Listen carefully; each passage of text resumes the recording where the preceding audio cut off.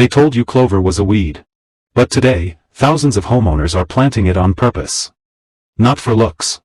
For soil, water, and survival. If you searched how to grow clover from seed, there's one thing you should know first. Clover used to be normal. Grass lawns came later. Clover fixes soil naturally. It adds nitrogen without chemicals. It needs less water.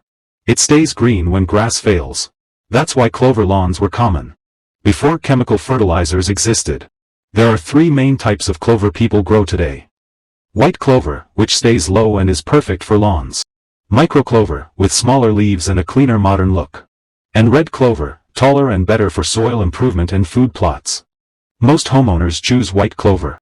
The best time to plant clover is early spring or early fall. Soil temperature matters more than air temperature. Cool soil, mild sun, and light rain are ideal.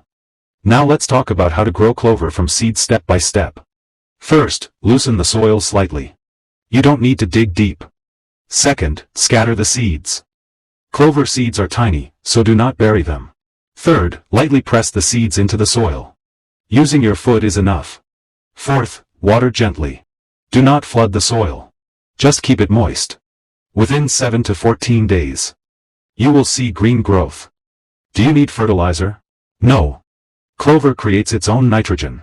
That is exactly why it was replaced. When chemical lawn products became popular, they killed clover first.